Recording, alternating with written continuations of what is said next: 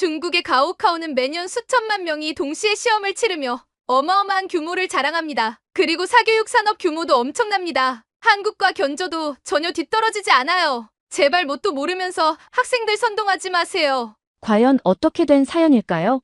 안녕하세요. 저는 중국인 충위안이라고 합니다. 제 고향은 쓰촨성 청두이고 현재는 베이징에 있는 한 언론사에서 교육 전문 기자로 일하고 있습니다. 원래 제 꿈은 중국 전역의 교육 관련 이슈와 스캔들을 취재하며 중국 교육의 미래 방향성을 제 손으로 제시하는 것이었습니다. 그런데 언젠가부터 한국 교육 이야기가 자꾸 제 귀에 들려오더니 그게 점점 저를 불편하게 만들기 시작했습니다. 요즘 들어 언론 매체들이 한국의 급격한 경제 성장, 높은 교육 수준, 그리고 안전에 대한 이야기를 자꾸만 보도하더군요. 심지어 제가 몸담은 언론사에서도 한국식 교육 시스템을 배우자는 사설이 실리고 심지어는 중국이여 한국의 교육열을 따라잡아야 한다라는 논조의 칼럼까지 올라왔습니다. 정말 열이 받았습니다. 왜 우리가 그들에게 배워야 하죠? 우리는 우리만의 방식이 있는데 말입니다. 그런데 얼마 전 중국 신문망에서 한국의 교육제도와 치안, 그리고 경제 발전이 이룬 놀라운 기적이라는 기사를 다루면서 한국이 1960년대만 해도 알제리나 가나보다도 경제력이 뒤처졌던 나라라는 사실을 강조하더군요. 그런데 지금은 세계 10위권 경제대국으로 성장했고 그 배경에는 엄청난 교육열과 공동체 의식이 있다는 분석이 붙어 있었습니다. 저는 이 기사를 보고 속에서 울화가 치밀어 올랐습니다. 왜냐하면 기사의 말미에 중국은 이런 한국의 교육 적사회적 시스템을 본받아야만 새로운 도약을 이룰 수 있다라는 문장이 적혀 있었거든요. 그런데 그 기사를 쓴 사람이 바로 제 동료 기자였고 저보다 나이도 어려서 늘 제가 은근히 무시하던 인물이었죠. 이름은 팔러이라고 했습니다. 팔러이는 저를 보며 비웃듯이 말했습니다. 충위안 씨, 실제 데이터를 좀 봐야죠. 한국은 교육열과 GDP 성장을 동시에 이루어낸 대표 사례로 꼽히는데 요즘 해외 논문들도 다들 그 얘기를 하고 있어요. 저도 분통이 터져서 중국 교육이 훨씬 더 크고 발전 가능성도 큰데 왜 하필 한국을 부각시키는 겁니까? 이미 우리의 경제 규모가 한국보다 훨씬 크고 잠재력도 무궁무진합니다. 라고 반박했습니다. 하지만 팔러이는 중국 내부 문제들 때문에 세계가 우리를 좀 부정적으로 보기도 해요. 반면 한국은 치안 면에서나 국민의 학력 수준에서나 여러 지표에서 우리를 압도하잖아요라면서 자꾸 한국의 우월함을 들이밀었습니다. 정말 치가 떨렸습니다. 그리고 얼마 지나지 않아 제가 다니는 언론사 사장이 긴급 편집 회의를 소집했습니다. 회의 내용은 한마디로 한국의 교육과 치안을 집중 조명하는 기획 시리즈를 준비하라는 것이었고 중국과 비교했을 때 한국에서 무엇이 특별한지도 세세히 밝혀주라는 지시가 내려왔습니다. 저는 처음에는 거부감이 들었습니다. 왜 하필 한국입니까? 하고 따져묻자 사장은 이건 중국 독자들이 열광할 만한 이슈야. 그리고 이미 한국식 교육과 안전에 대한 관심이 고조되고 있잖아. 충위안 씨, 이 기획을 맡아줘요. 마침 한국 전문가인 교수를 초대해 강의를 열 예정이니 그 과정을 취재해서 보도해주면 좋겠어라고 말했습니다. 저는 속으로 울컥했습니다. 제가 한국 전문가도 아니고 굳이 제가 해야 합니까? 라고 쏘아붙였지만 사장은 듣지 않았습니다. 충위안 씨야말로 교육 전문 기자니 객관적으로 취재를 잘할 거라고 믿어. 이제 뒷말 말고 당장 준비해봐요. 그냥 그 자리에서 대들 수도 없었습니다. 그리고 무엇보다도 뭔가 이상하게 자존심이 건드려지는 겁니다. 한국 따위가 왜 세계적으로 인정받고 있지? 어떻게 저렇게 치안을 잘 유지하고 있지? 교육 수준도 왜 그렇게 높다고들 하지? 분명히 허점이 있을 거야. 이런 오기가 발동했습니다. 좋습니다. 제가 그 한국에 대해 제대로 파헤쳐서 그들의 치부를 폭로해 주겠노라고 마음먹었습니다. 며칠 후 제게 주어진 첫 업무는 해외 대학에서 사회학을 가르치고 있는 미국인 교수, 이름은 스콧 브라이스 교수의 공개 강연을 취재하는 것이었습니다. 이 브라이스 교수는 젊었을 때부터 한국 경제와 교육열을 연구해왔다고 했습니다. 사실 이 강연은 이미 중국 누리꾼들 사이에서도 화제가 되어 있었습니다. 한국이 세계 10위권 경제로 발돋움한 과정을 인류 역사에서 볼 수 없었던 기적이라고 칭송했다는 것이죠. 저는 그 영상을 보기 전부터 한껏 날카로워져 있었습니다. 분명히 이 교수가 한국 칭찬을 늘어놓을 텐데 저는 거기서 틈을 찾아낼 생각이었습니다. 드디어 강연 당일 북경대 강당에는 사람이 꽉 들어찼습니다. 저 말고도 여러 언론사의 기자들이 왔고 특히 젊은 대학생들이 다수였습니다. 브라이스 교수가 등장하자 우레와 같은 박수가 터졌습니다. 여러분 반갑습니다. 저는 스콧 브라이스라고 합니다. 오늘 저는 한국의 급격한 경제 성장, 그리고 한국인들이 가진 공동체 의식과 교육열에 대해 말씀드리고자 합니다. 라는 그의 첫 인사가 시작되자 제 속은 이미 부글부글 끓고 있었습니다. 그리고 곧 이어지는 그의 말에 저는 점점 더 격분했습니다. 1965년 한국의 GDP는 약 31억 달러였습니다. 당시 가나나 알제리, 튀니지 같은 나라보다도 경제력이 뒤처졌죠. 그런데 불과 50여 년 만에 한국은 1조 8천억 달러 이상의 GDP를 달성하며 세계 10위권 안에 들어갔습니다. 이는 인류 역사상 유례가 없는 기적이죠. 브라이스 교수의 목소리는 호탕했습니다. 게다가 그는 곧 한국이 지닌 안전성과 교육열 이야기를 시작했습니다. 한국은 정말로 범죄율이 낮고 전 세계적으로도 치안이 매우 안정된 국가입니다. 미국이나 다른 나라에서라면 밤늦게 혼자 돌아다니는 걸 꺼리지만 한국에서는 새벽 23시에 거리를 걸어도 그렇게 크게 불안하지가 않습니다. 길에 물건을 놓고 가도 도난당할 확률이 극히 낮죠. 이런 사회적 신뢰가 두터운 배경에는 가족과 공동체를 중시하는 문화, 그리고 높은 교육 수준이 있습니다. 통계에 따르면 25세부터 34세 사이의 한국인 중 70%가 4년제 대학 학위를 가지고 있습니다. 미국은 약 40% 정도고요. 대체 어떻게 그들은 이런 높은 교육열을 유지할 수 있었을까요? 이 대목에서 저는 속으로 쓴웃음을 지었습니다. 저 교수는 중국의 입시 지옥도 몰라보네. 우리도 충분히 교육열이 높거든. 그리고 브라이스 교수가 말했습니다. 물론 세계 어디든 공부에 열심인 학생들은 있습니다. 그러나 한국은 그 수준이 정말 남다릅니다. 어릴 적부터 사교육기관, 이른바 학원에 다니는 것이 일상이지요.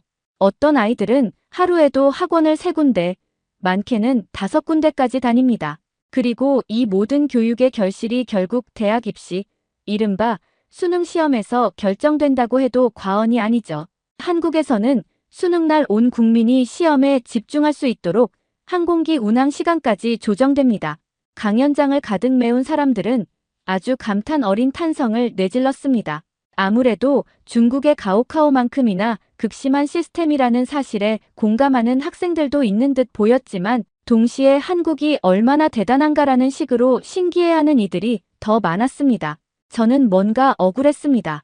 우리 중국도 가오카오 날이면 도시가 일제히 시험 시간에 맞춰 소음을 최소화하려고 애쓰고 또 사교육 시장도 어마어마하게 큰데 왜 유독 한국이 더 크게 부각되는 겁니까?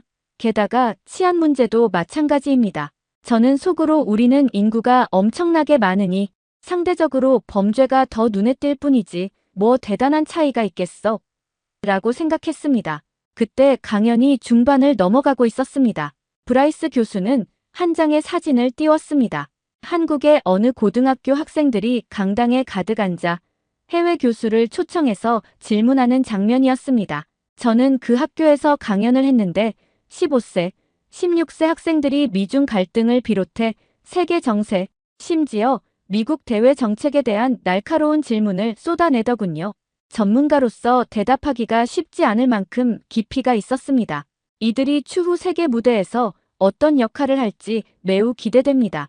브라이스 교수가 이렇게 말하자 강당 곳곳에서 박수와 환호성이 터졌습니다. 그 순간 저는 왠지 모르게 자존심이 상했습니다. 우리 중국 학생들도 엄청난 경쟁과 사교육을 통해 만만치 않은 학업 성취도를 이루고 있는데 왜 한국의 교육열만이 이렇게 찬양받는 걸까요? 저는 기자로서 현장에서 느낀 바를 취재하여 좀 더 객관적으로 쓰려 했으나 내심 어떻게든 한국을 깎아내리고 우리 중국 교육의 장점을 부각할 만한 포인트가 없을까라는 생각을 하고 있었습니다. 그래서 강연이 끝난 뒤 질의응답 시간에 제가 손을 번쩍 들었습니다. 교수님, 지금 한국을 아주 이상화하시는데 사실 중국도 교육열 하나만큼은 세계 최고 수준입니다.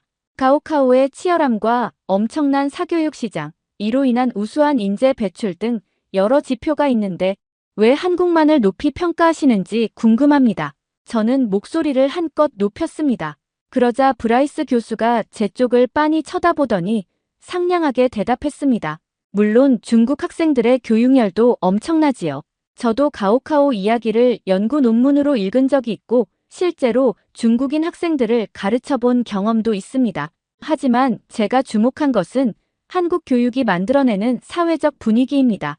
치열한 경쟁뿐만 아니라 사회가 전체적으로 교육을 위한 환경을 조성해주는 점, 그리고 대입 시험 당일에는 온 국민이 한마음으로 지원한다는 점 등이죠. 또 한국의 치안과 결합된 환경은 학생들이 밤늦게까지 학원을 다니고 스터디 카페에서 공부할 수 있게 해주고요. 이런 종합적 요인들이 한국을 특별하게 만든다고 생각합니다. 제 속에서 뜨거운 화가 치밀었습니다. 그 정도는 우리도 가지고 있습니다. 라고 외치고 싶었지만 주변 시선이 부담스러워서 일단 입을 다물었습니다. 그리고 주변에서 다른 질문들이 이어졌고 강연은 무사히 끝났습니다. 하지만 그날 저녁 사무실로 돌아온 저는 절대 참을 수가 없었습니다. 사장은 기사 마감 시안을 재촉하며 오늘 강연 내용을 최대한 자세히 그리고 중국 독자들이 흥미로워할 부분을 강조해서 써주게. 한국의 교육 시스템과 치안, 안전 문화가 얼마나 대단한지 독자들은 궁금해하니까라고 말했습니다. 저는 억지로 알겠다고 대답했지만 속으로는 펄펄 끓고 있었습니다. 저를 더욱 자극한 건 팔러이였습니다. 그 녀석이 또 조롱 섞인 미소를 지으며 충위안 씨, 한국이 이렇게 대단하답니다. 혹시 취재하시다가 더 놀라운 자료를 발견하면 공유 좀 해주세요라는 겁니다. 저는 무슨 놈의 자료? 두고 봐라 하고 중얼거렸습니다. 이튿날부터 저는 한국이라는 키워드를 놓고 필사적으로 자료 조사를 시작했습니다. 이미 언론사에 쌓인 과거 기사와 해외 전문지 자료, 그리고 중국과 한국의 교육성과 지표, 경제 발전 비교 자료 등을 죄다 뒤졌습니다. 그러던 중 영국의 이코노미스트나 미국의 월스트리트 저널, 심지어 IMF와 OECD 통계까지 모두가 한국이 세계적으로 학력 수준이 높고 치안이 안정적이며 경제 발전 속도가 빠른 국가로 손꼽힌다는 사실을 재차 확인시켜주더군요. 특히 OECD가 발표한 세계 교육 지표 2020이라는 보고서에서 한국의 대졸자 비율은 25세부터 34세 기준 약 70%로 세계 최상위권이라고 되어 있었습니다. 또 한국 내 범죄율과 관련해서는 유엔 산하 마약 범죄 사무소에서 발표한 2021년 자료를 보니 인구 10만 명당 폭력 범죄 발생률이 미국이나 러시아, 일부 유럽 국가들보다 훨씬 낮았습니다. 저는 정말 믿고 싶지 않았습니다. 설마 이게 무슨 통계의 장난 아닐까? 라고 생각했죠. 그런데 이런 통계를 확인하고 난 뒤 어쩔 수 없이 제가 예민해졌다는 걸 느꼈습니다. 기사에 쓸만한 소재로는 아주 훌륭했지만 제 마음 한편은 몹시 불편했습니다. 왜냐하면 이 모든 자료가 한국이 대단하다라는 결론을 향해 가리키고 있었으니까요. 그러나 기사라는 것은 일단 있는 사실을 기반으로 써야 하고 저도 기자로서의 자존심이 있기에 없는 이야기를 지어낼 수는 없었습니다. 결국 저는 기사를 썼습니다. 한국, 교육 치안 경제 발전의 3박자를 갖추다라는 제목이었습니다. 기사 내용은 브라이스 교수의 강연과 그가 제시한 통계, 그리고 OECD, UNODC, IMF 같은 국제기구의 보고서, 자료들을 토대로 구성했습니다. 중국의 가오카오와 비교하는 내용도 덧붙여서 중국 역시 교육열에서는 절대 뒤지지 않으나 전반적 치안 환경과 사회적 신뢰 구축에서 한국과 다른 양상을 보인다라는 식으로 마무리했죠. 솔직히 저는 속으로 우리 중국이 조금은 부족한 게 뭐 어때서 그 넓은 땅덩어리에 그 많은 인구가 있는데 한국처럼 작은 나라와 직접 비교하는 건 불합리하다라고 외치고 싶었지만 기사에 대놓고 그렇게 쓸 수는 없었습니다. 이 기사는 곧바로 큰 반향을 일으켰습니다. 인터넷 포털에서 조회수 1위를 찍었고 독자 댓글이 폭주했습니다. 역시 한국은 대단하다, 우리도 배워야 한다, 한국으로 유학 가고 싶다 하는 반응이 압도적이었습니다. 간혹 중국은 중국만의 길이 있다라고 항변하는 댓글도 있었지만 호응이 크지는 않았습니다. 팔러이는 그런 댓글이 달릴 때마다 저에게 링크를 보내면서 이거 보세요. 대중도 한국을 높이 평가하네요 라고 비아냥거렸습니다. 저는 정말 분통이 터졌습니다. 그러던 어느 날 또 다른 취재 기회가 생겼습니다. 사장이 이번엔 저에게 중국에서 교환학생으로 온 한국 학생들과 간담회를 마련했으니 참석해서 취재하라고 지시했습니다. 그 학생들은 베이징대와 칭화대, 인민대 등 중국 명문대학으로 교환 온 한국 대학생들이라고 했습니다. 간담회 자리에서 저는 그들의 솔직한 목소리를 들을 수 있었습니다. 처음에는 담담했습니다. 한국 학생들은 왜 중국에 왔나요? 라는 질문에 한 학생이 말했습니다. 저는 국제정치학을 공부하고 있어요. 미래에는 중국과 한국의 외교 분야에서 일하고 싶어서 왔습니다. 다른 학생도 중국 시장이 워낙 커서 여기서 경험을 쌓고 취업하려고요 라고 했습니다. 그런데 그들 대화에 은근히 깔린 톤이 저를 또 건드렸습니다. 솔직히 한국은 치안이나 생활 수준 면에서는 불편함이 거의 없어요. 중국은 도시는 발전이 빠르지만 그래도 아직 미세먼지나 치안 문제 같은 게 조금 걱정되는 부분이 있죠. 같은 말들을 하는 겁니다. 저는 마이크를 잡고 따져 물었습니다. 정말 한국이 그렇게 안전하단 말인가요? 통계치가 있어도 제가 직접 못 봐서 실감이 안 납니다. 가방을 길에 두고 가도 정말 훔쳐가는 사람이 없습니까? 그때 한국 학생 중 한 명이 고개를 끄덕였습니다. 네. 저도 강남역 근처 카페에서 노트북을 놓고 한참 자리를 비웠는데 다시 돌아오니 그대로 있었습니다. 휴대전화도 그대로였고요. 누가 건드리지 않았어요. 옆에 있던 다른 한국 학생도 거들었습니다.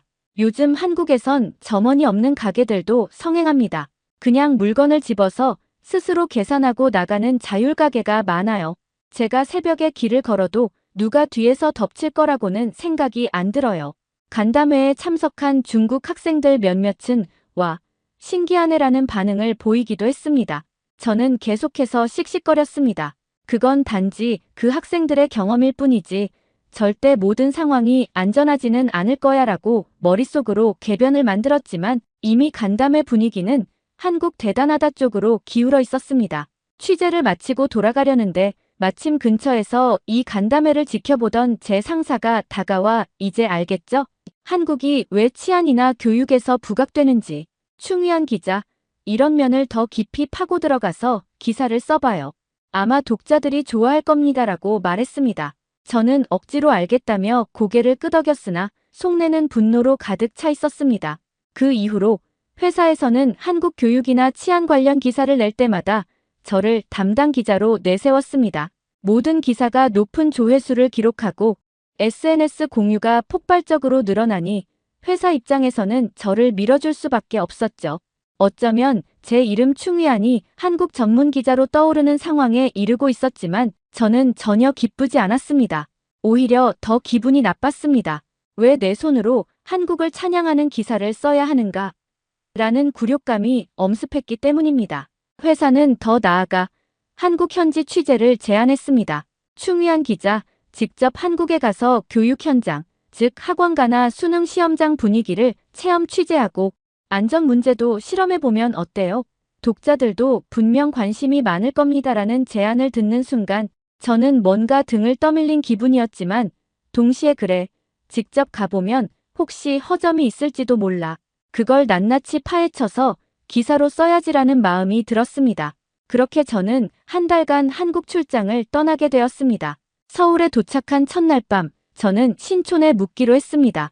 밤 11시가 다 되어가는데도 젊은 학생들이 거리를 활보하고 있더군요.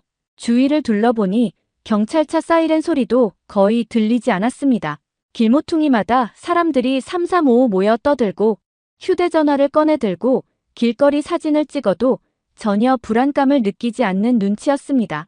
저는 일부러 낡은 가방을 벤치 위에 놓고 조금 떨어져 보기도 했습니다. 누군가 가져가나 싶어서요. 그런데 30분이 지나도 가방은 그대로 있었습니다. 심지어 주변 청소부 아주머니가 이거 주인 거세요? 하고 걱정스럽게 물어볼 정도였습니다. 저는 크게 실망했습니다. 진짜 안 훔쳐가네 하고 중얼거렸습니다. 다음 날은 학원가로 유명한 대치동을 취재하러 갔습니다.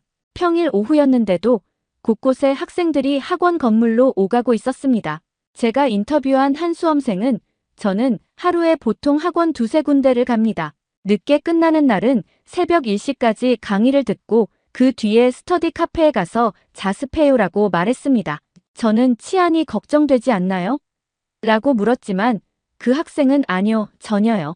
길거리에 CCTV도 많고 사람들이 많아서 위험한 경우를 거의 못 봤어요 라고 대답했습니다.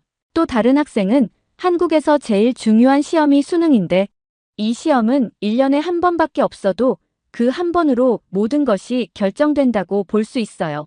그래서 정말 열심히 준비해야 해요라며 눈에 잔뜩 피로가 서린 표정을 지었습니다. 취재를 이어가면서 저도 모르게 이 정도라면 한국이 교육열이 높다고 해도 어쩔 수 없겠구나. 치안 문제도 실제로 이렇다면 내가 옛날에 조롱했던 통계가 사실인가 보네라는 생각이 들었습니다.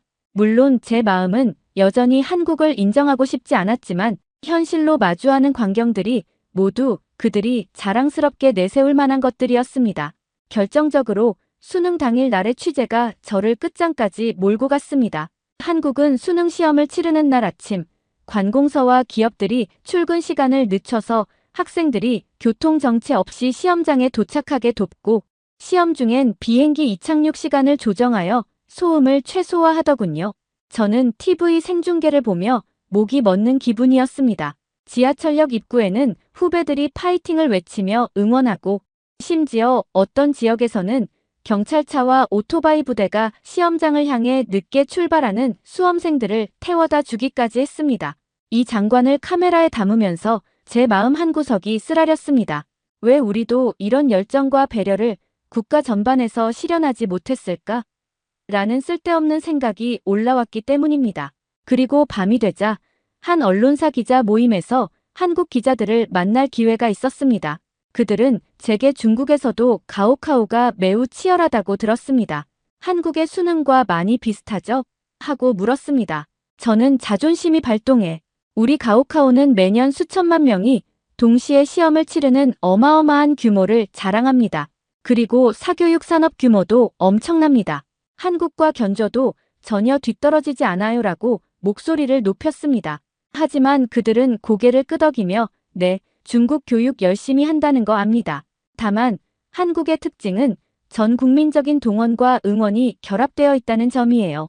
함께 잘 되길 바라는 분위기가 강하고 또 높은 치안 덕에 학생들이 늦게까지 마음 놓고 다닐 수 있는 환경이 만들어집니다라고 말했습니다. 저는 도대체 치안, 뭐가 그리 대단하단 말인가? 하고 속으로 소리쳤습니다. 그러면서도 베이징에서 새벽에 혼자 돌아다니기 꺼려지는 제 모습이 떠올랐고 상하이 친구들이 날치기나 소매치기를 당했다며 SNS에 올리는 글도 생각났습니다. 분명 중국에도 안전한 지역이 많지만 한국처럼 전국적으로 낮은 범죄율을 유지하지는 못하는 게 현실이었죠. 결국 한국에서의 한 달간의 취재를 마치고 저는 회사에 방대한 보고서와 기사를 제출했습니다. 한국의 치안과 교육열 현장 르포라는 제목이었죠.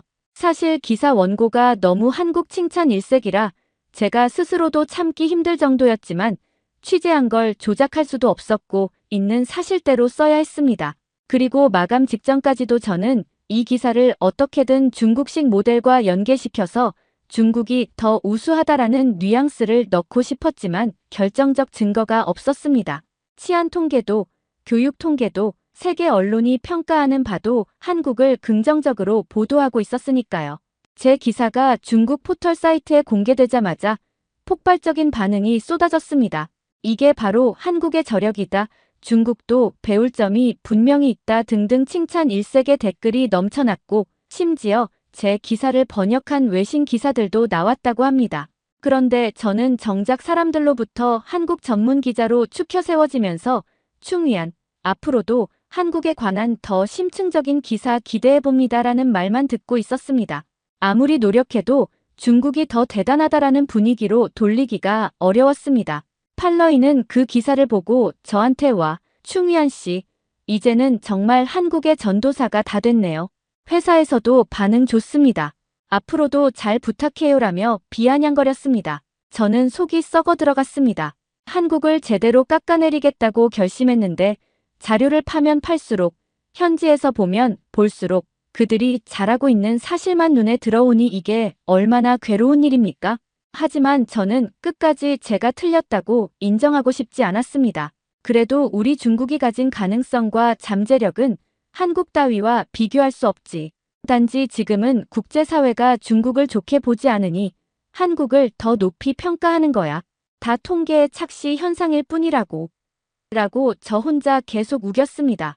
그러나 주변 동료나 중국 독자들은 이제 점점 한국의 교육열, 치안, 경제 발전 이야기를 당연하게 받아들이기 시작했습니다.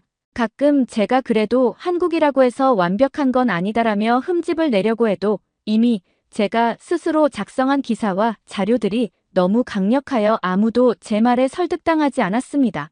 사람들은 한국이 세계 10위권 경제대국이 된 건 사실이지 않나, 안전하고 깨끗한 도시 인프라를 유지하는 게 대단한 거 아닌가라고 말했고 저는 더 이상 할 말이 없었습니다.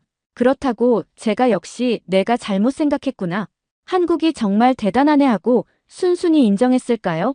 천만의 말씀입니다. 저는 끝까지 제 자존심을 꺾지 않았습니다. 통계나 보고서 같은 건 얼마든지 왜곡될 수 있어. 한국도 문제 많은 사회일 거야. 사람들이 너무 경쟁에 치여서 우울증도 많다던데 범죄도 분명히 여기저기 발생하고 있을 거야 하면서 제가 취재한 대치동 사교육 현장이나 밤늦게 학원가를 오가는 학생들의 모습을 떠올리며 저들은 어떻게 저리 참아내는 걸까? 분명 불만이 많을 텐데 하는 억지 주장을 폈습니다. 그러나 그렇게 끝까지 버텨봤자 이제는 아무도 제 말에 동의해주지 않았습니다. 오히려 회사 동료들도 충위하는 한국 실태를 직접 보고 와서도 아직도 부정하네. 본인이 쓴 기사 내용과 정반대 주장이라니 이거야말로 아이러니군이라고 비웃었습니다. 상사도 이미 독자들은 한국의 우수함을 인정하고 있어. 충위한 씨 기사 작성할 땐 있는 그대로 쓰느라 욕받고 이제 이걸로 회사 매출도 올랐으니 참 고맙네라고 말했습니다. 저는 그저 할 말을 잃었습니다. 결국 저는 중국으로 돌아와서도 한국과 관련된 기사, 특히 교육이나 치안에 관한 기사를 계속 써야만 했습니다. 회사가 요구하니까요. 그러면서도 기사 속에서 한 줄이라도 하지만 한국도 문제는 있다라는 식의 문장을 억지로 끼워 넣으려 애썼습니다. 독자들이 그 문장을 어떻게 받아들이든 말든 저 나름대로의 저항이었습니다. 그러나 결론적으로 한국을 인정하지 않고 우기면 우길수록 더 많은 조롱과 비웃음, 그리고 수치심만 쌓여갔습니다. 요즘도 저는 이렇게 생각합니다. 한국은 그저 덩치가 작으니까 관리하기 편한 거야. 교육 시스템이 좋아 보이는 것도, 치안이 안정적으로 보이는 것도 다 거기에 기반한 거지. 우리처럼 인구 14억이 넘는 거대한 나라가 동일한 수준을 유지하기란 불가능해. 이런 식으로 말이죠. 물론 점점 주변에서 그냥 현실을 인정해라라는 시선이 느껴지지만 저는 절대 고개를 숙이지 않을 생각입니다. 중국이야말로 한국 따위와 비교할 수 없는 위대함을 지닌 나라라는 제 믿음은 쉽게 꺾이지 않습니다. 감사합니다. 두 번째 사연 바로 시작하겠습니다. 안녕하세요.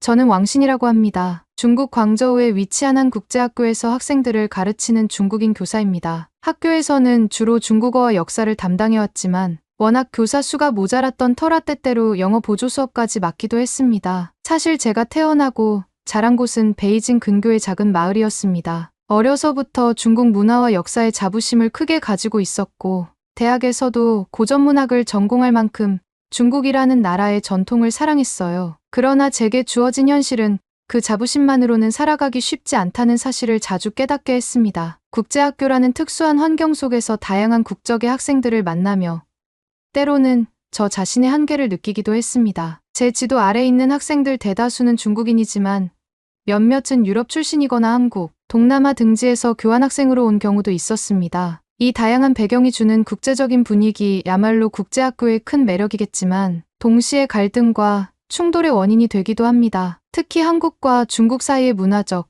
역사적, 감정적 이슈는 생각보다 훨씬 예민하고 복잡하게 얽혀 있어서 저 역시 교직 생활을 하며 몇 차례 곤란한 순간들을 겪곤 했습니다. 그런데 언젠가부터 교장 선생님께서 해외 졸업 여행을 추진하시기 시작했어요. 처음에는 영국으로 간다는 말이 오갔지만 결국 여러 사정으로 인해 독일로 방향이 확정되었습니다. 유럽이라고 하면 영어권인 영국이 보통 많이 떠오를 텐데 독일로 정해진 이유는 저도 자세히는 모릅니다. 다만 장 교장께서는 독일 또한 선진국 중 하나이니 우리가 중국의 위상을 더 널리 알릴 기회가 될 것이라며 굉장히 의욕적이셨어요. 왕신 선생, 이번 졸업여행 인솔을 꼭 맡아주셔야 해요. 학생들이 독일에서 사고 안 치도록 단속도 필요하고 무엇보다 중국의 기계를 보여줘야 하니까 저는 그 말씀을 들을 때마다 속으로는 조금 의아했습니다. 졸업여행이라면 학생들에게 좋은 추억을 쌓고 여러 문화를 체험하게 하는 취지가 큰데 교장 선생님은 너무 중국 자부심을 강조하시며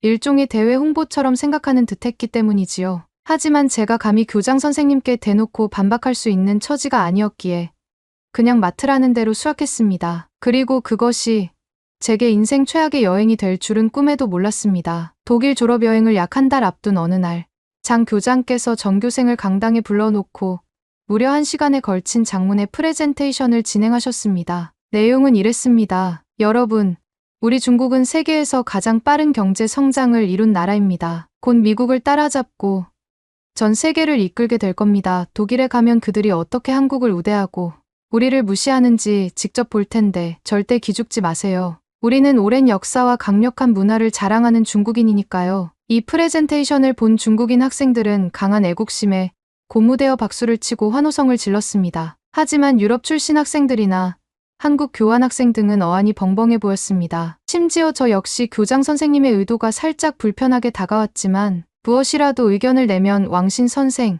당신은 애국심이 부족하군요 라는 핀잔을 들을까 봐 가만히 있었습니다. 교장 선생님은 마지막에 이렇게 강조하셨죠. 해외에 가면 특히 한국과 비교되는 상황이 많이 생길 겁니다. 요즘 전 세계가 K컬처에 푹 빠져 있다는데 그건 잠깐의 유행일 뿐.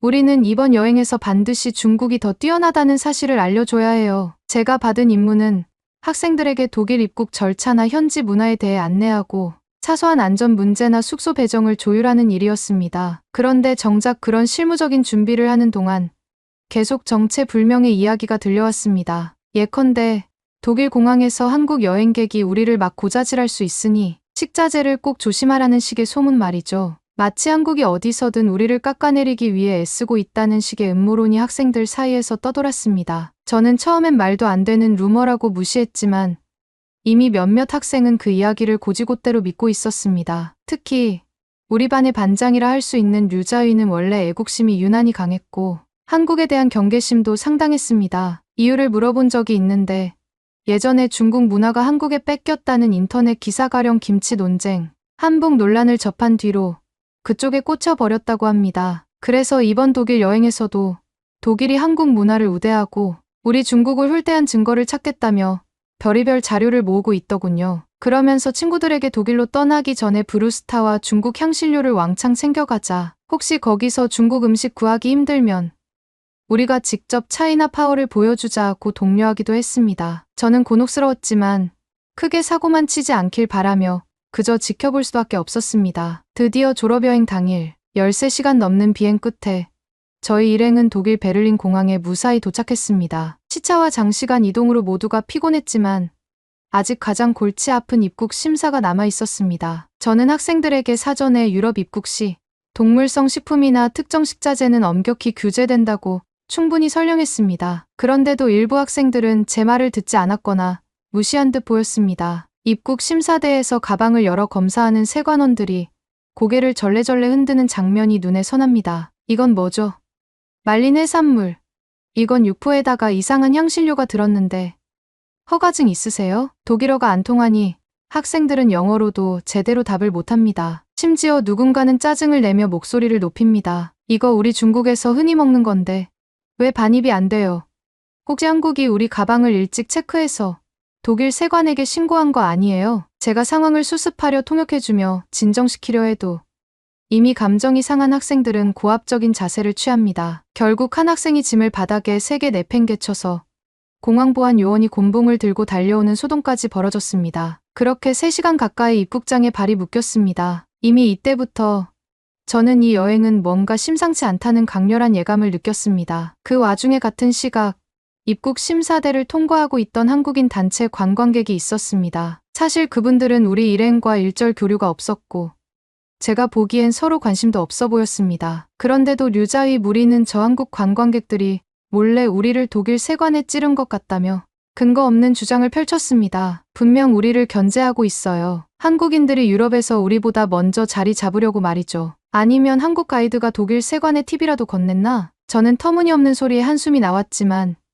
이미 일부 학생들의 머릿속엔 한국이란 존재가 우리를 방해한다는 피해의식이 단단히 자리 잡고 있었습니다. 이걸 어떻게 달래야 할지 감이 전혀 잡히지 않았습니다. 가까스로 공항을 벗어나 예정보다 2시간 이상 늦게 베를린 시내의 호텔에 도착했습니다. 원래는 그날 오후에 브란덴부르크 문 등 유명 명소를 둘러볼 계획이었지만 공항에서 시간을 다 소모해버려 일정이 취소되고 말았습니다. 호텔 프런트 데스크에서 단체 체크인을 하는데 몇몇 학생들이 고성을 지르기 시작했습니다. 왜 방 배정을 이런 식으로 해요? 뷰가 좋은 방은 없어요.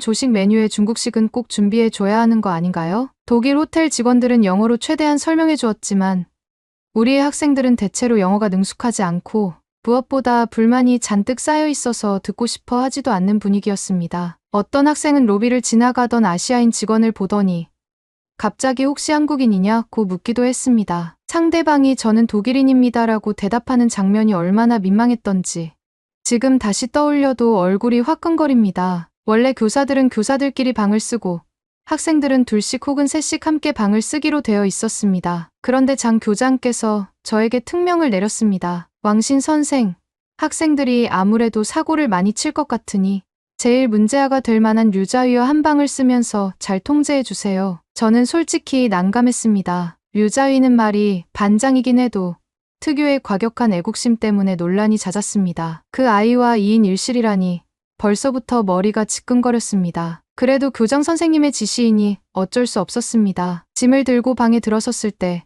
류자위는 이미 거칠게 캐리어를 열어젖히며 왜 호텔 방이 이렇게 중국식 냄새가 안 나는지 모르겠다는 둥 말도 안 되는 트집을 잡고 있었습니다. 피곤하니 일단 씻고 쉬고 싶었는데 설상가상으로 화장실에서 정말 황당한 일이 벌어졌습니다. 류자위가 샤워를 마치고 나와서는 변기물을 내리지 않은 거예요. 처음엔 깜빡했겠지 생각하며 그냥 넘겼습니다. 그런데 두 번째로 들어갔을 때도 똑같았습니다. 저는 조심스럽게 이야기를 꺼냈죠. 자위야, 여기 호텔이니까 청결 신경 쓰자. 변기물은 당연히 내려야 해. 그랬더니 돌아온 대답이 저는 피곤해서 신경 쓸 겨를이 없었어요. 왕 선생, 중국도 아닌데 왜 이렇게 잔소리하세요? 그 태도에 더 이상 방에서 같이 지내기조차 힘들었습니다. 저는 결국 로비에 내려가서 프런트 데스크에 별도 빈 방이 있는지 물어보았고 추가 요금을 부담한 뒤에야 가까스로 다른 방으로 옮길 수 있었습니다. 학생을 챙겨야 하는 건 맞지만 저도 사람이기에 밤새 이런 문제로 스트레스를 받고 싶진 않았습니다. 다음 날 아침이 밝았습니다. 원래라면 전날 이미 시내 투어를 끝냈어야 했는데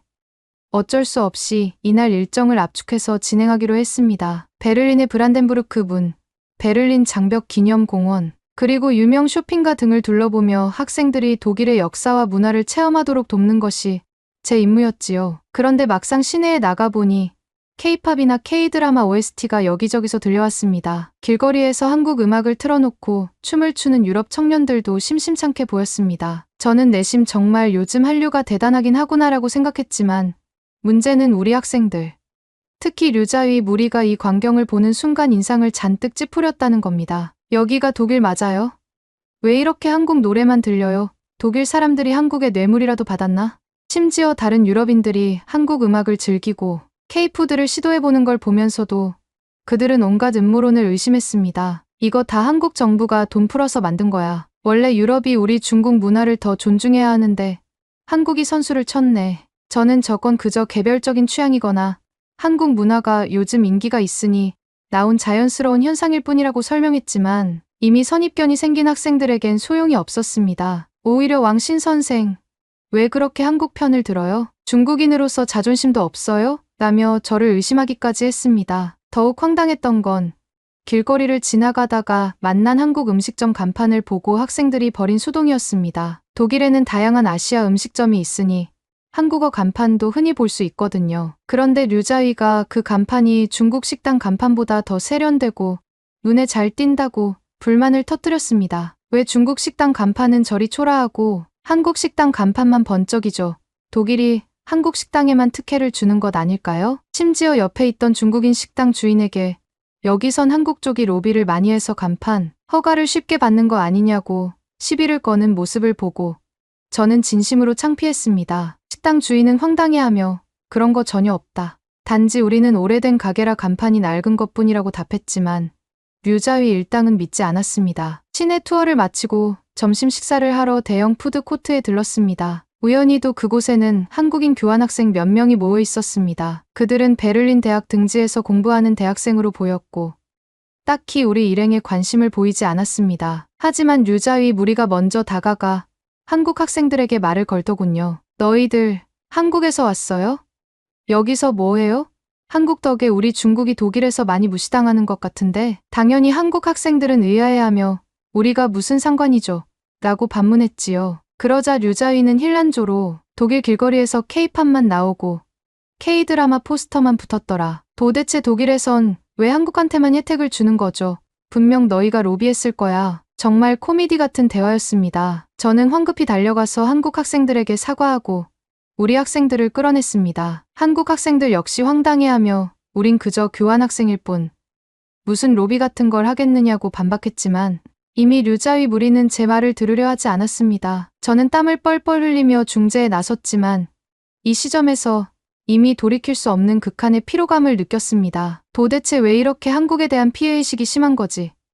이대로라면 여행 내내 사고만 칠 텐데. 다음 코스는 페르가몬 박물관 등 베를린의 대표적 박물관을 방문하는 것이었습니다. 독일에는 세계적으로 유명한 박물관이 많고 특히 고대 문명이나 유럽 역사, 중동 유적 등이 잘 전시되어 있습니다. 장 교장께서는 거기에 가면 분명 중국 관련 전시도 있을 텐데 그걸 찾아서 우리 학생들이 공부하라고 지시하셨습니다. 하지만 막상 가보니 중국 전시는 도자기나 동양 무역로 일부 자료 정도가 전부였고 박물관 메인 섹션은 메소포타미아, 그리스, 이슬람 미술 등에 집중되어 있었습니다. 저야 당연히 그럴 수 있다고 생각했지만 류자위 무리를 비롯한 학생들은 큰 실망을 했습니다. 왜 중국 역사 섹션이 이렇게 작죠?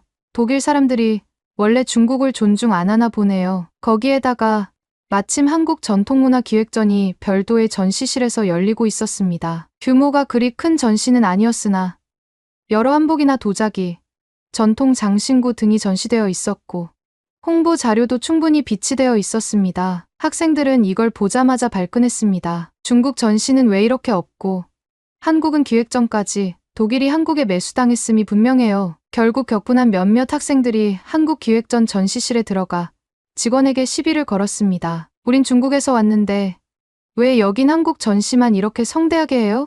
이러면 중국인이 기분 나쁘잖아요. 직원은 영어와 독일어로 이건 특정 기간 동안 열리는 특별 기획전이고 중국 관련 전시도 기회가 되면 할 수 있다고 설명했지만 학생들은 전혀 수긍하지 않았습니다. 더군다나 주위 관람객들이 이런 소동을 지켜보며 웅성거리자 분위기는 순식간에 험악해졌습니다. 제가 최대한 달래보려 했지만 학생들은 계속 한국 때문에 우리가 무시당한다는 말을 반복했습니다. 결국 박물관 보안 요원이 출동하여 단체 퇴장을 요구했습니다. 이곳은 다른 관람객들도 함께 이용하는 공공장소이니 소음과 언쟁을 그만두시고 나가주세요. 저는 한껏 머리를 숙이며 사과했지만 이미 몇몇 학생들은 눈에 불을 켜고 우릴 차별한다고 외쳤습니다. 왜 한국 전시는 계속하면서 우린 쫓아내냐 하는 주장도 나왔습니다. 그러나 시종일관 잘못은 우리에게 있었고 박물관 측 입장에선 도저히 참아줄 수 없는 난동이었지요. 그날 오후에는 베를린 근교의 오래된 성당과 유적지를 방문할 예정이었습니다. 사실 아이들에게 유럽의 고풍스러운 건축 양식이나 역사적 배경을 설명해주고 싶었어요. 그런데 문제는 일부 구역이 보수 공사를 진행 중이라 접근이 금지되어 있었습니다. 그런데 류자위와 그 무리는 저 몰래 울타리를 넘어 들어가 벽면에 커다랗게 중국어 낙서를 해버렸습니다. 나중에 알게 된 사실이지만 거기에 중국이 세계 최고라는 문구를 적었다고 하더군요. 이것은 명백한 문화재 훼손이었습니다. 관리인이 발견하자마자 경악했고 곧 독일 경찰에 연락하겠다고 밝혔습니다. 저는 온몸이 얼어붙었습니다. 상황이 이쯤 되면 체포되거나 거액의 벌금을 물어야 할 수도 있습니다. 장 교장께서는 뒤늦게 달려와서 그제야 학생들이 실수했다며 변명했습니다. 우리 학생들이 독일 문화재에 대한 지식이 없어서요. 한국 때문에 기분이 상해 잠시 분풀이를 했나 봅니다. 저는 그 말을 듣고 절망했습니다. 왜 한국 때문에 기분이 상해서 독일 유적지에 낙서를 하냐는 말인지. 학생들은 이미 자신들의 잘못을 합리화하는 데 열중했고 교장 선생님은 은근슬쩍 그들을 감싸고 있었습니다. 다행히 독일 관리 측이 저희가 미성년자들을 동반한 교육단체라는 점을 고려해 현장에서 체포까지는 하지 않았습니다. 그러나 엄중 경고와 함께 상당한 벌금을 부과할 수 있다고 통보받았습니다. 이것만 해도 저는 간담이 서늘해져 눈앞이 아찔해졌습니다. 다음 날은 반나절 자유시간이 주어졌습니다. 보통 졸업여행이면 아이들이 시내를 자유롭게 돌아다니며 기념품 샵도 가고 카페에서 휴식을 취하고 싶어 하잖아요. 그런데 이번엔 분위기가 상당히 어수선했습니다. 이미 독일인들이 우리를 차별한다. 한국 때문에 우리 중국이 무시당한다는 불만을 가진 학생들은 거리로 나가기를 꺼려했습니다. 반면 그래도 해외에 왔으니 구경을 하려는 몇몇은 또 자기들끼리 틱톡 라이브를 켜고 독일 거리에서 어떻게 중국인이 당당한지 보여주겠다고 설레발을 쳤습니다. 그 라이브를 본 중국 시청자들은 독일은 원래 한국 쪽에 매수당했으니 조심해라라는 댓글을 달기도 했고 어떤 이는 멋지다. 중국의 힘을 보여줘. 라고 응원하기도 했습니다. 정말 황당무계했지만 저는 이미 지쳐서 일일이 개입할 기운도 없었습니다. 자유시간 중에 몇몇 학생이 한국 음식점에 들어가 보려 했습니다. 겉으론 어떻게 한국이 독일에서 인기를 끌고 있나 확인하자라는 호기심 정도였지만 사실은 좀 비꼬고 싶어서였던 것 같아요. 그런데 공교롭게도 그 음식점이 낮 시간에 브레이크 타임이어서 문이 잠겨 있었습니다. 직원 한 명이 영어로 미안하지만 지금은 영업을 안 한다. 조금 뒤에 오라고 말하자 학생들은 또 역시 우리 중국인이라고 안 받아주는 거네 라고 곡해했고 소리를 지르며 가게 문을 마구 두드렸습니다. 직원이 황당해하며 경찰을 부르겠다고 하자 그제야 뿔뿔이 달아났지만 이쯤 되면 이미 제정신이 아닙니다. 더 큰 문제는 그날 밤 몇몇 학생이 호텔 방에서 브루스타를 꺼내 중국식 허거를 끓이기 시작했다는 것입니다. 독한 향신료와 고추기름이 끓어오르니 복도의 매캐한 연기와 자극적인 냄새가 진동했습니다. 다른 투숙객들이 항의했고 호텔 매니저가 급히 달려와 이건 심각한 규정 위반이며 화재 위험이 있다고 엄중하게 지적했습니다. 그런데 학생들은 왜 한국 사람들은 방에서 김치찌개를 끓여도 뭐라 안 하면서 우리 중국인만 막느냐 라는 말도 안 되는 주장을 했습니다. 실제로는 한국인이든 누구든 호텔 방에서 불을 피우면 당연히 안 됩니다. 하지만 애초에 그들은 한국도 몰래 이럴 거지라는 막연한 선입견에 사로잡혀 있었죠. 결국 호텔 측은 단체 퇴실 통보를 했습니다. 더 이상 우리를 수용할 수 없다는 것이었습니다. 장 교장께서는 호텔 매니저에게 사정했지만 이미 돌이킬 수 없는 지경이었죠. 그렇게 우리는 갑작스럽게 새벽 비행기를 예약해 독일을 예정일보다 일찍 떠나야 했습니다. 독일에서 돌아온 뒤 저는 모든 일이 끝났다는 안도감과 함께 앞으로 우리 학교가 이 사태를 어떻게 수습할지 걱정이 됐습니다. 가장 우려됐던 건 박물관과 유적지 훼손 문제였는데 장 교장께서는 자국 내 매스컴이나 상부 보고에서 이를 은폐하려는 듯 보였습니다. 왕신 선생, 독일에서 벌어진 일들은 우리가 좀 미숙했던 걸로 마무리합시다. 그런데 중요한 건 독일이 한국 편을 들어 우리를 내쫓았다는 사실이죠. 우리 학생들 잘못만 있는 건 아니니까 너무 자책하지 말아요. 저는 황당함의 말을 잇지 못했습니다. 미숙하다 못해 범죄 수준이었는데 교장 선생님은 끝까지 독일과 한국이 우릴 무시했기 때문에 어쩔 수 없었다는 뉘앙스를 풍기셨습니다. 실제로 독일 측에서 유적지 훼손에 대한 벌금 청구서를 보냈고 해당 학생들의 법적 책임을 묻는 서류도 준비 중이었지만 교장은 어떻게든 외교부를 통해 해결하겠다며 대수롭지 않게 넘기려 했습니다. 한편 학교 내 한국 문화 동아리 K-드라마를 좋아하는 학생들이 모임가 있었습니다. 원래 소수였지만 나름 열성적인 친구들이었는데 이번 독일 사태 이후로 분위기가 급변했습니다. 류자위 일당은 한국 문화를 좋아하는 건 매국 행위라며 그 동아리를 노골적으로 비난하기 시작했습니다. 교장 선생님도 동조하는 태도를 보이면서 결국 그 동아리는 폐지되고 말았습니다. 한국 때문에 우리가 독일에서 피해를 본 마당에 어딜 감히 한국 문화를 공부하냐는 시기였지요. 그 와중에 몇몇 학생들은 우리는 정말로 K-팝이 좋아서 그냥 즐기는 거였는데라며 고민 끝에 전학을 가거나 해외로 떠나버리기도 했습니다. 저는 그 모습이 너무 안타까웠지만 이미 학교 내 기류가 더 보수적이고 과격해져서 제 힘으로 어쩔 수 없었습니다. 시간이 지나면서 교내에서 독일 졸업여행 이야기는 이상할 정도로 영웅담 비슷하게 포장되어 전해졌습니다. 마치 우리가 독일에 가서 중국의 기계를 보여주었는데 독일과 한국이 질투해서 우릴 내쫓았다는 식이었죠. 이게 말이 되는 소리인가?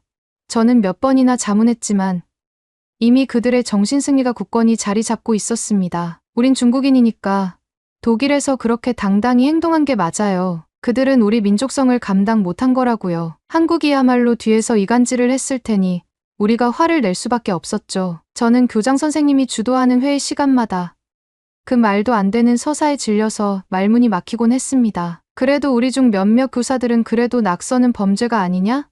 박물관에서 소란 피운 건 잘못이 분명하다고 지적했지만 교장 선생님은 대수롭지 않게 받아넘겼습니다. 독일 졸업여행 사태가 어느 정도 정리되자 학교 측은 외국어 교육 확대 차원에서 한국인 영어 교사를 채용했습니다. 이름은 김현수 선생님. 영국에서 TESOL 과정을 밟고 중국어도 어느 정도 할 줄 아는 재원이라 했습니다. 저는 내심 기대가 됐습니다. 학교에 다양한 국적의 교사가 있다는 건 분명 좋은 일이니까요. 한국 문화를 좋아하는 학생들도 줄어들긴 했지만 여전히 관심 있는 친구들이 있을 테니 이분이 잘 어울릴 수 있지 않을까 싶었습니다. 하지만 문제는 교장 선생님의 반응이었습니다. 처음부터 썩 달가워하지 않으셨죠. 하필 왜 한국인 교사를 데려오냐며 행정팀에 구시렁 대셨습니다. 그리고 저에게 귓속말로 왕신 선생, 저 김현수 교사를 좀 감시해 주세요. 혹시 학생들한테 한국 문화를 주입하려고 할지 모르잖아요. 저는 기가 막혔지만 대놓고 반발할 순 없었습니다. 네,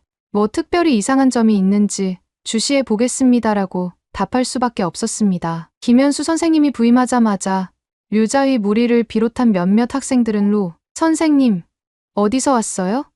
아, 한국에서요. 우린 독일 갔다 와서 한국에 대해 안 좋은 기억이 많은데 괜찮을까요? 김현수 선생님은 당황스러워하며 웃음으로 넘기려 했습니다. 독일에서 무슨 일이 있으셨나요? 전혀 모르겠는데요. 부드럽게 물었지만 학생들은 한국 때문에 우리가 독일에서 크게 당했다는 말을 반복했습니다. 김현수 선생님이 그건 오해가 있는 듯한데 직접 얘기해 주세요라고 하면 학생들은 아니, 한국이 독일에서 로비를 많이 해서 우리 중국인이 무시받았거든요. 같은 황당한 이야기를 늘어놓았습니다. 김현수 선생님은 어느 정도 중국어를 할 줄 아니까 학생들의 말도 조금은 알아듣습니다. 그분도 점차 사태의 심각성을 깨달았죠. 저에게 따로 찾아와서 왕신 선생, 정말 이런 말도 안 되는 적대감이 학교 전체에 퍼져 있는 건가요? 전 그저 영어를 가르치러 온 사람이에요. 저는 씁쓸하게 고개를 끄덕였습니다. 독일 졸업여행 이후 학교 분위기가 완전히 바뀌어서 저도 당혹스럽습니다라고 말씀드렸죠. 김현수 선생님이 오기 전부터 있던 한국어 동아리가 있었습니다. 그 동아리는 사실상 유명무실해진 상태였지만 그래도 열성적인 학생 몇 명이 남아 있었습니다. 김현수 선생님이 담당을 맡으면 부활할 수도 있다고 봤는데 장 교장님이 완강히 반대했습니다. 지금 우리 학교 분위기가 어떤 줄 알고 한국어 동아리를 강화하려 하세요? 한국 때문에 우리가 독일에서 얼마나 수모를 당했는데 또 한국어라니요. 결국 이사회나 행정팀과 논의 끝에 교장 선생님은 한국어 동아리를 공식 폐지해버렸습니다. 김현수 선생님도 저는 다양성을 위해서라면 힘써 보겠다고 했지만 통하지 않았습니다. 그리고 폐지된 뒤에는 한국 문화를 좋아하던 학생들이 더욱 설 자리를 잃었고 몇몇은 자퇴하거나 해외로 옮기기도 했습니다. 제게는 그게 커다란 충격이었습니다. 애당초 국제학교라는 곳이 여러 나라 언어와 문화를 존중하고 배우는 곳 아닙니까? 그런데 이렇게 편협한 모습으로 치닫다니 그 누구도 합리적으로 제동을 걸지 못하는 환경이 너무나도 안타까웠습니다. 독일 졸업여행 이후 저는 깊은 회의감에 사로잡혔습니다. 해외로 나가면 자기 문화를 알리는 것도 중요하지만 남의 문화를 존중하고 배우는 태도가 더 먼저가 아닐까요? 그런데 우리의 여행은 처음부터 끝까지 우리 중국이 최고다라는 공세와 한국 때문에 우리가 무시당했다는 피해의식으로 얼룩진 채 마무리되었습니다. 감사합니다.